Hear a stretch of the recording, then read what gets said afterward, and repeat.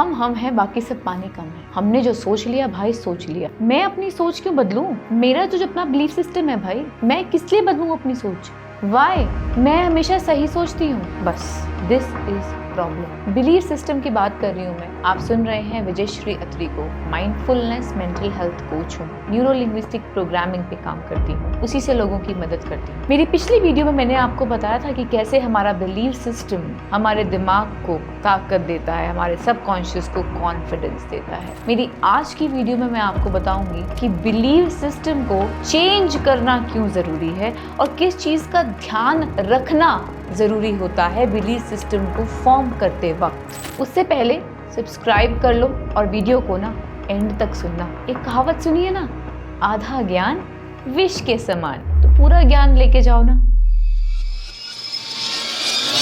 आइए समझते हैं कि बिलीव सिस्टम चेंज करना क्यों जरूरी है। Maharaja Ashok, the great king Ashoka, नाम सुना होगा सबने। किस चीज के लिए फेमस थे? महाराजा अशोक फेमस थे अपनी लड़ाई के लिए। महाराजा अशोक फेमस थे युद्ध में अपनी जीत के लिए। मार देना, लोगों को काट देना, खत्म कर देना, फर्क नहीं पड़ता था उनको क्या नुकसान हो रहा है, पलट के देखते भी नहीं थे। उनको सिर्फ जीतना था, आगे बढ़ना था और विजय प्राप्त करनी थी, देशों को एक्वायर करना था, अपना राज्य बढ़ाना था। लेकिन कलिंगा की लड़ाई में उनका ये बिलीफ सिस्टम टूटा जब उन्होंने लोगों को खुद बिलखता हुआ देखा।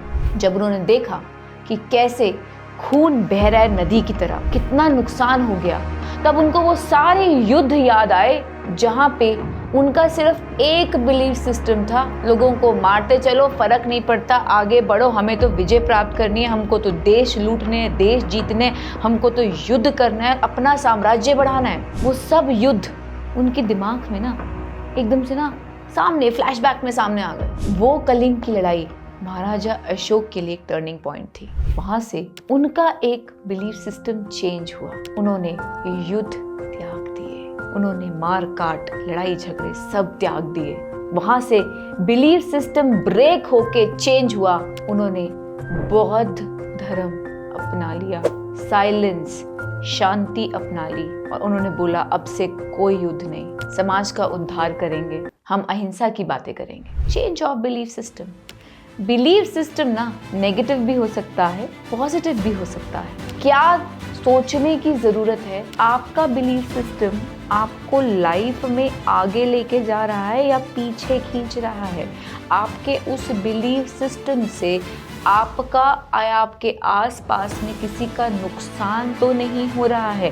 क्या आपका बिलीफ सिस्टम प्रोग्रेसिव है या डिस्ट्रक्टिव है? एक बिलीफ सिस्टम फॉर्म करना ना बहुत आसान है। As a mental health coach, mindfulness coach, मैं हमेशा एक बात करती हूँ कि आपका जो बिलीफ सिस्टम है वो आपकी ताकत है, बट वो ताकत तभी बन सकता है ना यार जब वो प्रोग्रेसिव बिलीफ सिस्टम। अब आप सोच रहे हो भैया मुझे तो पैसे कमाने हैं, मैं पैसे कमा सकता हूँ, अब चाहे मैं जैसे मर्जी कमाऊँ, मैं चोरी करूँ, डाका डालूँ, लोगों को धोखा दूँ, मुझे तो पैसे कमाने से मतलब है।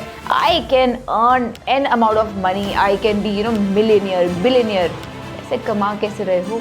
क्या आपका जो बिलीफ सिस्टम है प्रोग्रेसिव है या डिस्ट्रक्टिव है?